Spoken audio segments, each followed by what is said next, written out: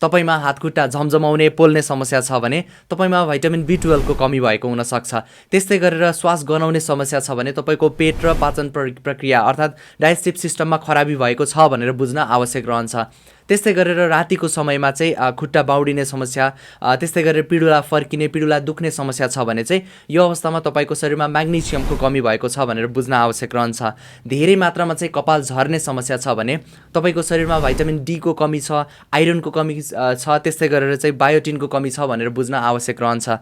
यति मात्र नभएर धेरै मात्रामा चाहिँ टाउको दुख्ने समस्या छ भने चाहिँ तपाईको शरीरमा पानीको मात्रा कमी भएको छ, डिहाइड्रेसन भइरहेको छ भनेर बुझ्न पनि आवश्यक रहन्छ। भने गिजाबाट धेरै मात्रामा रगत आउने समस्या छ, बारम्बार रगत आउने समस्या छ गिजाबाट भने चाहिँ तपाईको शरीरमा भिटामिन C को कमी भएको छ भनेर बुझ्न आवश्यक रहन्छ। धेरै चाहिँ थाक्ने गर्नुहुन्छ, एकदमै धेरै चाहिँ आलस्य भएको महसुस हुन्छ, हाड जोर्नी दुख्ने समस्याहरू छ भने चाहिँ त्यो अवस्थामा तपाईको शरीरमा भिटामिन D को कमी भएको छ भनेर बुझ्न आवश्यक रहन्छ। भने धेरै मात्रामा चाहिँ रिङ्गटा लागिरहेको छ भने चाहिँ तपाईको शरीरमा ब्लड ग्लुकोज लेभल चाहिँ सुगरको मात्रा कमी भएको छ भनेर बुझ्न आवश्यक रहन्छ। सचेतनाका लागि भिडियोलाई सक्दो सेयर गर्नुहोला। फलो गर्नु भएको छैन भने फलो गरेर जोडिन सक्नुहुन्छ। स्वास्थ्य परामर्श र उपचारका लागि स्क्रिनमा मैले कन्ट्याक्ट नम्बर राखेको छु, कल गर्न सक्नुहुन्छ।